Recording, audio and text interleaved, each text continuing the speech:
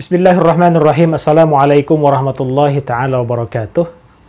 Di suatu hari di Madinah Al-Munawwarah, berkumpullah para sahabat dengan Rasulullah Sallallahu Alaihi Wasallam.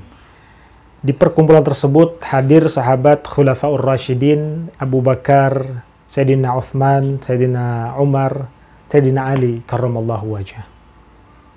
Lalu di perkumpulan tersebut Rasulullah Sallallahu Alaihi Wasallam bertanya kepada para sahabat, "Wahai sahabatku, maukah engkau semua aku tunjukkan siapa di antara kalian orang yang paling dicintai oleh Allah Subhanahu wa Ta'ala?" Maka semua sahabat matanya tertuju kepada Abu Bakar. Tapi bukan Abu Bakar yang dimaksud oleh Rasulullah Sallallahu Alaihi Wasallam. Kemudian setelah bukan Abu Bakar, semua mata para sahabat tertuju kepada Sayyidina Umar. Tetapi bukan itu yang dimaksud Rasulullah. Sayyidina Uthman, bukan itu. Sayyidina Ali juga bukan yang dimaksud oleh Rasulullah SAW. Sehingga semua para sahabat bingung.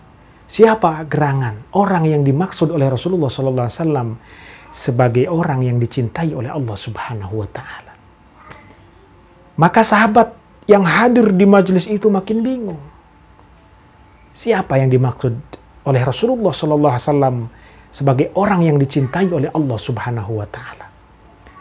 Maka mata Rasulullah SAW tertuju kepada sahabat Abu Domdom.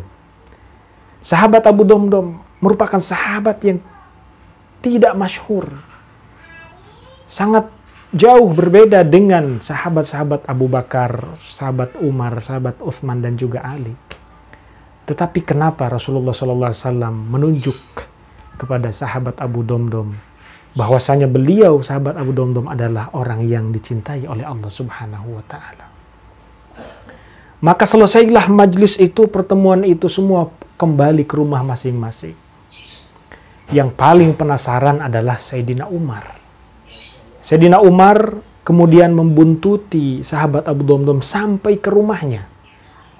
Singkat cerita, tiba di rumahnya sahabat Abu Domdom, sahabat Umar bin Khattab bertanya kepada beliau, kepada Abu Domdom, "Wahai sahabatku, apa amalanmu sehingga engkau dicintai oleh Allah Subhanahu wa Ta'ala?" Sahabat Abu Domdom tidak kemudian menjawab, ya. Tetapi dia malah bingung. Ya. Beliau, sahabat Abu Domdom, juga bingung kenapa Rasulullah SAW menunjuk kepada dia bahwa dia adalah orang yang dicintai oleh Allah Subhanahu wa Ta'ala. Kemudian karena penasaran, sahabat Umar kemudian terus bertanya, mendesak kepada Abu Domdom, "Sahabatku, tolong ingat-ingat apa amalanmu yang biasa engkau lakukan sehingga engkau ditunjuk oleh Rasulullah SAW sebagai orang yang dicintai oleh Allah." Kemudian setelah lama mengingat-ingat, sahabat Abu Domdom akhirnya ingat satu amalan yang istiqomah semasa hidupnya dia amalkan. Apa itu? Ternyata sahabat Abu Domdom sebelum beranjak tidur, ia selalu memaafkan kesalahan orang lain. Ia tidak pernah tertidur, ya, setiap malam sebelum ia memaafkan kesalahan orang lain, bahkan orang yang paling zalim sekalipun kepada dirinya, ia maafkan.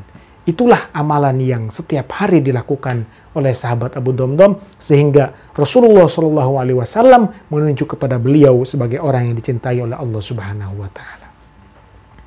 Bapak Ibu sahabat yang dirahmati Allah Subhanahu wa Ta'ala, sebentar lagi kita menjelang Ramadan, bertemu dengan Ramadan. Ramadan adalah bulan yang sangat-sangat mulia, di mana ketika kita beribadah di bulan suci Ramadan, semua amal ibadah kita akan dilipat gandakan pahalanya oleh Allah Subhanahu wa Ta'ala. Bacaan-bacaan Al-Quran kita, setiap hurufnya akan dilipat gandakan pahalanya oleh Allah Subhanahu wa Ta'ala. Sedekah kita, amal jariah kita, infak kita, semuanya kebaikan kita yang kita lakukan di bulan suci Ramadan akan dilipat gandakan oleh Allah Subhanahu wa Ta'ala. Maka menjelang Ramadan ini, saya atas nama pribadi mohon maaf kepada para bapak, sahabat, ibu sekalian, para subscriber yang telah setia menonton channel ini. Mudah-mudahan apa yang saya sampaikan di video ini dan video-video sebelumnya dapat bermanfaat untuk bapak ibu sahabat sekalian. Dan tentunya banyak sekali kesalahan-kesalahan yang saya lakukan, baik itu tutur kata, penyampaian isi materi, berita, kemudian tingkah laku, dan lain sebagainya yang saya lakukan selama ini, saya mohon dibukakan pintu maaf yang seluas-luasnya. Apa hubungannya haji dan umroh dengan materi yang tadi saya lakukan? Bahwa sebagai orang yang telah melaksanakan ibadah haji dan umroh, maka amalan haji, umroh kita menjadi tidak akan bermakna tanpa kita menjadi manusia yang pemaaf.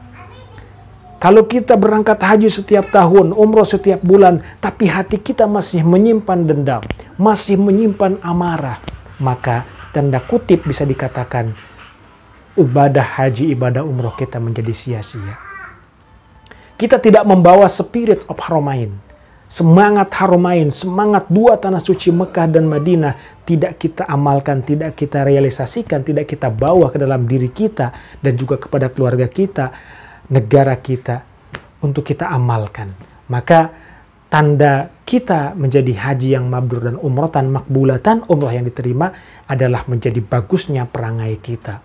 Maka ketika kita sudah melaksanakan ibadah umroh, hendaknya kita membawa semangat-semangat tanah suci Mekah Madinah ke dalam diri kita, ke dalam lingkungan kita, negara kita, sehingga perbuatan kita, ya, amal, perbuatan, ucapan, tindakan, sikap, dan lain sebagainya menjadi lebih baik, menjadi lebih positif.